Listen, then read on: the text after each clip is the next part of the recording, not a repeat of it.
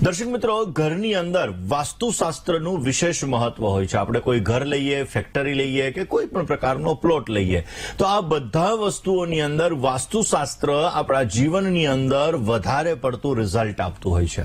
હવે દર્શક મિત્રો, અત્યારે ખાસ કરીને ચૈત્ર મહિનો ચાલી રહ્યો છે, પિતૃપક્ષ ચાલી રહ્યો છે અને પિતૃ પ્રસાદાચ ધન કનક સમૃદ્ધિ રસ્તુ, એવું કહેવાય કે પિતૃઓની કૃપાથી આપણા જીવનની અંદર ધનનો ભંડાર મળે, આપણા જીવનની અંદર સંપત્તિ પ્રાપ્ત થાય, સંતતિ પ્રાપ્ત થાય, સંતાનો સારા પ્રાપ્ત થાય અને એ આપણા જીવનની અંદર અમૂલ્ય પ્રકારના લાભો પણ પ્રાપ્ત કરાવે.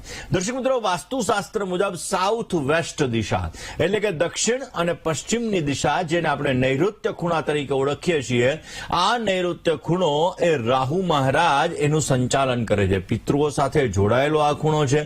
દર્શક મિત્રો, ખાસ કરીને આજે આપણે વાત કરવાની છે સાઉથ વેસ્ટ અને સાઉથ વેસ્ટ એટલે કે દક્ષિણ દક્ષિણ પશ્ચિમ દિશા અને દક્ષિણ પશ્ચિમ દિશાની અંદર રહેલા દોષો તમારા જીવનની અંદર સમસ્યાઓનું સર્જન કરી શકે. આ દિશાની અંદર તમારા જીવનની અંદર ફાયદો પણ આપી શકે, તમારા કાર્યોને અવશ્ય સિદ્ધ પણ કરી શકે. દર્શક મિત્રો, આજે આપણે વાત કરી રહ્યા છીએ વાસ્તુશાસ્ત્રની. વાસ્તુની અંદર દક્ષિણ પશ્ચિમ દિશા, જેને રાહુ અને કેતુની દિશા માનવામાં આવે છે, અને આ દિશા જીવનની અંદર ઘણી બધી વસ્તુઓ આપણને લાભ પણ આપી શકે છે અને ઘણી બધી વસ્તુઓની અંદર આપણા જીવનની અંદર સમસ્યાઓનું પણ સર્જન કરી શકે છે. દર્શક મિત્રો, વાસ્તુશાસ્ત્રમાં દરેક દિશાઓનું સવિશેષ માત્રામાં મહત્વ રહેલું છે.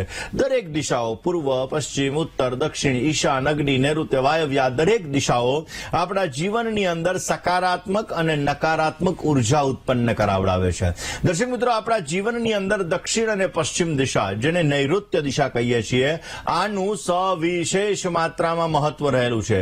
વાસ્તુશાસ્ત્ર મુજબ દક્ષિણ પશ્ચિમની દિશા એ આપણા જીવનની અંદર રાહુ અને કેતુ સાથે જોડાયેલી દિશા છે. સમજી વિચારી અને આ દિશા એની અંદર બેલેન્સ રાખવું બહુ જ જરૂરી હોય છે. કારણ કે એક્સિડેન્ટલી આપણા જીવનની અંદર લાભ મળવો, એક્સિડેન્ટલી આપણા જીવનની અંદર પ્રગતિ પ્રાપ્ત થવી, કોઈ પણ સારો બિઝનેસમેન હોય, કોઈ પણ સારા રાજકારણી હોય, કોઈ પણ જે વ્યક્તિ ટોચ ઉપર પહોંચે અને એક્સિડેન્ટલી જે વ્યક્તિના જીવનની અંદર એને લાભ મળતો હોય છે, તો એના માટે નૈઋત્ય ખૂણો જવાબદાર હોય છે. આવા વ્યક્તિઓની કુંડલીમાં રાહુ જવાબદાર હોય છે અને એટલા માટે દર્શક મિત્રો, આ નૈઋત્ય દિશા આપણા જીવનની અંદર સવિશેષ લાભ આપનારી છે. જો આ દિશાની અંદર કોઈ પણ પ્રકારનો દોષ હશે તો આપણા જીવનની અંદર સમસ્યાઓનું સર્જન થતું જણાય. નૈઋત્ય ખૂણાની અંદર લેટ્રિન બાથરૂમ બનેલા હોય તો પણ આપણા જીવનમાં સમસ્યા આવે. લેટ્રિન નૈઋત્ય ખૂણાની અંદર કોઈ પણ પ્રકારનો ખાડો હોય અથવા તો ત્યાં તમે અંડર વોટર ટેન્ક બનાવેલી હોય તો પણ આપણા જીવનની અંદર સમસ્યાઓનું સર્જન કરે. નૈઋત્ય ખૂણાની અંદર તમે ગટરનો પાઇપલાઇન કાઢી હોય તો પણ આપણા જીવનની અંદર સમસ્યાઓનું સર્જન થતું હોય છે. આપણે એવું કહીએ છીએ કે પિતૃઓની કૃપા પ્રાપ્ત કરવા માટે હંમેશાને માટે, નિત્યને માટે દેવ, ઋષિ, પિતૃ તર્પણ અમાવસ્યાના દિવસે આપણે કરવું જોઈએ. એમાં પણ પિતૃપક્ષ ચાલુ હોય, ચૈત્ર માસ હોય, કાર્તક માસ હોય કે ભાદ્રપદ માસ હોય, આ માસની અંદર જો આપણે દેવ, ઋષિ, મનુષ્ય અને પિતૃ તર્પણ આપણે કરીએ તો અવશ્ય એના દ્વારા આપણા જીવનની અંદર પોઝિટિવ વાઇબ્રેશન ક્રિએટ થતા હોય છે અને એના દ્વારા પિતૃઓની અનન્ય કૃપા પ્રાપ્ત કરીને આપણા જીવનની અંદર દરેક પ્રકારની સમસ્યાઓનો અંત પણ આવતો હોય છે. દર્શક મિત્રો, એવી જ રીતે આપણા ઘરનો દક્ષિણ અને પશ્ચિમ ખૂણો એ પિતૃઓ સાથે જોડાયેલો ખૂણો છે. તમારે તમારા પિતૃઓના ફોટોઝ રાખવા હોય તો આ દિશાની અંદર તમે ફોટા રાખી શકો છો અને અવશ્ય તમારા પિતૃઓના આશીર્વાદ પણ તમે પ્રાપ્ત કરી શકો છો. દર્શક મિત્રો, ઘરનો જે મુખ્ય વ્યક્તિ હોય કે જે વ્યક્તિ દ્વારા આજીવિકાનું સુખ સારું મળતું હોય કે જે વ્યક્તિ નિર્ણય લઈ અને ઘરનું સંચાલન થતું હોય, આવા વ્યક્તિનો હંમેશાને માટે બેડરૂમ તમારે નૈઋત્ય ખૂણાની અંદર રાખવો જોઈએ. નૈઋત્ય ખૂણાની અંદર તમારા ઘરની તિજોરી રાખવામાં આવે, નૈઋત્ય ખૂણાની અંદર તમારા ઘરની અંદર પિગી બેંક રાખવામાં આવે.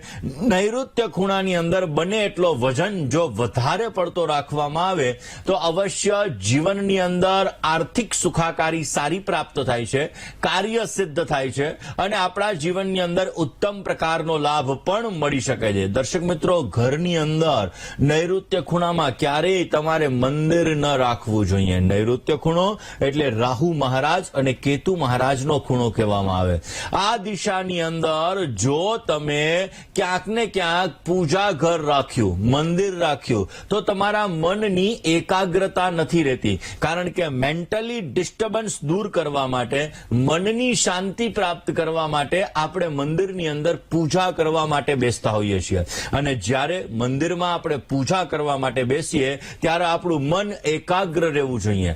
અને આ મન જો એકાગ્ર હોય તો એનાથી પોઝિટિવ વાઇબ્રેશન ક્રિએટ થાય, એક એનર્જી આપણને મળે અને એ એનર્જી આપણા જીવનની અંદર દરેક પ્રકારના દુઃખો, દરેક પ્રકારની સમસ્યા, દરેક પ્રકારના કષ્ટોને દૂર કરતું હોય છે. હવે નૈઋત્ય ખૂણાની અંદર તમે મંદિર રાખેલું છે તો રાહુ અને કેતુ એનું અધિપત્ય તે જગ્યાએ છે, તે તમારા મનનો ભટકાવ કરશે. અને જ્યારે મનનો ભટકાવ ચાલુ થાય ત્યારે આપણા જીવનની અંદર ડગલે ને પગલે સમસ્યાઓ ઉત્પન્ન થાય. એટલે નૈઋત્ય ખૂણાની અંદર તમારે ક્યારેય પણ મંદિર ન રાખવું જોઈએ. મંદિર હંમેશા તમે ઈશાન ખૂણાની અંદર રાખો. નોર્થ થી 0 ડિગ્રી, નોર્થ છે ત્યાંથી 0 ડિગ્રી ચાલુ થાય, 0 ડિગ્રીથી 120 ડિગ્રીની અંદર જો મંદિર રાખવામાં આવે તો અવશ્ય એના પોઝિટિવ વાઇબ્રેશન તમારા જીવનની અંદર ઉત્પન્ન થાય છે. એટલે હંમેશા મંદિર તમારે રાખવું છે તો આ મંદિર તમારે 0 ડિગ્રીથી 120 ડિગ્રીની વચ્ચે તમારે મંદિર રાખવું જોઈએ. ઘરના બ્રહ્મસ્થાનની અંદર ઉભું રહેવાનું, તમારા મોબાઈલમાં કંપાસ તમારે ખોલવાનો અને આ કંપાસ ખોલી અને તમે જોશો કે એક્ઝેક્ટ નોર્થ જ્યાં 0 આવે એ જગ્યાએથી 120 ડિગ્રીની અંદર મંદિર રાખશો તો અવશ્ય એના તમારા જીવનની અંદર બહેતરીન રિઝલ્ટ તમને મળી શકે. દર્શક મિત્રો, ઘણી બધી વખત ઘણા બધા લોકો નૈઋત્ય ખૂણાની અંદર સ્ટડી રૂમ, બાળકોનો અભ્યાસનો રૂમ બનાવતા હોય છે. હવે બાળકોનો અભ્યાસનો રૂમ પણ આ દિશાની અંદર તમારે ન બનાવવો જોઈએ. કારણ કે અભ્યાસનો રૂમ આ દિશાની અંદર બનાવવાથી તમારા બાળકનું મન અભ્યાસમાં નહીં લાગે, એનું મન ચંચલિત થયા રાખશે, ગુસ્સાવાળો સ્વભાવ થઈ જશે, મનની અંદર એકાગ્રતા નહીં રહે અને આવા વ્યક્તિઓના જીવનની અંદર વાંચવામાં, લખવામાં, અભ્યાસમાં મન નથી રહેતું અને એના લીધે એના જીવનની અંદર સમસ્યાઓનું સર્જન થાય છે. માટે બાળકોનો જે અભ્યાસ માટેનો રૂમ છે, જેને આપણે સ્ટડી રૂમ કહીએ છીએ, આ સ્ટડી રૂમ તમારે ક્યારેય નૈઋત્ય ખૂણાની અંદર ન બનાવવો જોઈએ. દર્શક મિત્રો, વાસ્તુશાસ્ત્ર મુજબ જોવા જઈએ તો શૌચાલય એટલે કે લેટ્રિન બાથરૂમ છે, આ ક્યારેય પણ તમારે આ નૈઋત્ય ખૂણાની અંદર ન બનાવવા જોઈએ. આનાથી તમારા જીવનની અંદર તમારી પ્રગતિ રૂંધાઈ જશે, તમારા કાર્યક્ષેત્રની અંદર તકલીફ આવશે, તમારા જીવનની અંદર સમસ્યાઓ આવશે અને તમારા જીવનની અંદર ડગલે ને પગલે અપ ડાઉન ને લગતી સમસ્યાઓનું સર્જન થશે. તમારા ઘરમાં નૈઋત્ય ખૂણાની અંદર જો તમે લેટ્રિન બાથરૂમ બનાવેલા છે તો ઇલેક્ટ્રિક, ઇલેક્ટ્રોનિક્સ આઇટમ બગડશે, તમારા ઘરમાં એક્સિડેન્ટલી પ્રોબ્લેમ્સો ચાલુ થશે, હેલ્થ રિલેટેડ પ્રોબ્લેમ્સ, ફાઇનાન્સને લગતા પ્રોબ્લેમ્સ, આ બધા પ્રોબ્લેમ્સો ચાલુ થવાના પણ સંપૂર્ણ ચાન્સીસ બનતા હોય છે. એક્ઝેક્ટ કંપાસમાં તમારે જોવાનું, એક્ઝેક્ટ સાઉથ વેસ્ટ દિશા હોય, આ દિશાની અંદર ક્યારેય તમારે શૌચાલય બનાવવા ન જોઈએ. દર્શક મિત્રો, ઘણી બધી વખત એવું બનતું હોય છે કે આપણે તૈયાર મકાન લીધું, હવે ટેનામેન્ટ તૈયાર લીધું, ફ્લેટ તૈયાર લીધો, હવે ફ્લેટ તૈયાર લીધો તો એની અંદર નૈઋત્ય ખૂણાની અંદર જ બરોબર, કારણ કે ફ્લેટનું કોર્નર આવતું હોય તો નૈઋત્ય ખૂણો કપાતો હોય, અથવા તો એવું પણ બનતું હોય છે કે નૈઋત્ય ખૂણાની અંદર લેટ્રિન બાથરૂમ પણ આવતા હોય છે. ઘણી બધી વખત સ્ટડી રૂમ ફ્લેટની અંદર નૈઋત્ય ખૂણાની અંદર આપેલો હોય છે. તો આ બધી વસ્તુઓનો વિચાર કરી અને ક્યાંક ને ક્યાંક એના ઉપાયો પણ કરી લેવા જોઈએ. જો ઉપાયો ન કરવામાં આવે તો પણ આપણા જીવનની અંદર ક્યાંક ને ક્યાંક સમસ્યાઓ ઉત્પન્ન થતી હોય છે. દર્શક મિત્રો, વાસ્તુ આપણા જીવનની અંદર સવિશેષ માત્રામાં અસર કરતું હોય છે. વાસ્તુના નાના નાના એવા ઉપાયો હોય છે કે જે ઉપાયો આપણા જીવનની અંદર બહેતરીન રિઝલ્ટ આપતા હોય છે. ઘણી બધી વખત એવું હોય છે કે આપણી કુંડલીમાં ચંદ્ર ગુરુનો ગજકેસરી યોગ છે, ચંદ્ર મંગળનો લક્ષ્મી યોગ છે, પંચ મહાપુરુષ યોગ પણ બની રહ્યો છે, છતાં પણ આપણને આર્થિક સુખાકારી સારી નથી મળતી. તમે કોઈ ઘરની અંદર રહેવા માટે જાઓ અને તમારે સમસ્યાઓ ચાલુ થતી હોય છે, તમે કોઈ ફેક્ટરી લો અને તમારે સમસ્યાઓ ચાલુ થતી હોય છે, અરે તમે કોઈ દુકાનની અંદર નવો બિઝનેસ ચાલુ કરો, કોઈ ઓફિસની અંદર શિફ્ટ થાવ અને નવો બિઝનેસ તમે ચાલુ કરો અથવા જૂના બિઝનેસને તમે ટ્રાન્સફર કરો, પરંતુ જો ત્યાંનું વાસ્તુ વ્યવસ્થિત નથી તો તમારા જીવનની અંદર સમસ્યાઓનું સર્જન કરે છે. જેવી રીતે કોઈ નવી કન્સ્ટ્રક્શન સાઇટ હોય, આ સાઇટની અંદર જો વાસ્તુ બરોબર ન હોય તો એને સેલ આઉટ કરવાની અંદર પણ પ્રોબ્લેમ થતા હોય છે. દર્શક મિત્રો, ખાસ કરીને દક્ષિણ પશ્ચિમ દિશા એની અંદર બની શકે તો તમે તમારી તિજોરી રાખો. દક્ષિણ પશ્ચિમ દિશા એની અંદર તમે તમારા અનાજનું ગોદામ રાખો તો પણ તમને લાભ મળી શકે. દક્ષિણ પશ્ચિમ દિશાની અંદર વધારે પડતો વજન એટલે ઘઉંની પેટીઓ પણ જો આ જગ્યાએ રાખવામાં આવે તો પણ અવશ્ય આપને લાભ મળી શકે એમ છે. પરંતુ દર્શક મિત્રો, આ દિશાની અંદર ક્યારેય પણ તમારે સુકાયેલા વૃક્ષો ન રાખવા જોઈએ. આ દિશાની અંદર ક્યારેય પણ તમારે પાણીની ટાંકી ન રાખવી જોઈએ, નહીતર સમસ્યાઓનું સર્જન થતું જણાય છે. મિત્રો, દક્ષિણ પશ્ચિમ દિશાની અંદર જો તમે અદિતિ મંત્ર લગાડો તો પણ તમને બેસ્ટ રિઝલ્ટ મળે છે. દક્ષિણ પશ્ચિમ દિશાની અંદર તમારે ક્યાંક ને ક્યાંક જોવા જઈએ તો લાલ કલર ન રાખવો જોઈએ. દક્ષિણ પશ્ચિમ દિશા એવી છે કે આ દિશાની અંદર બની શકે ત્યાં સુધી સફેદ અથવા રીંગણી કલરનો ઉપયોગ કરો તો તમને સારો લાભ મળતો જણાય.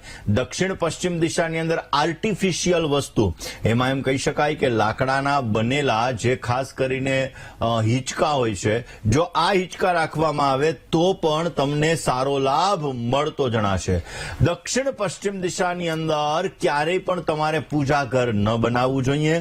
હંમેશા પૂજા ઘર તમારા ઈશાન ખૂણાની અંદર અથવા નોર્થથી 120 ડિગ્રીની અંદર બનાવવાથી અવશ્ય તમને સારો લાભ મળતો જણાશે. મિત્રો, વાત આજે આપણે વાસ્તુશાસ્ત્રની કરી રહ્યા છીએ.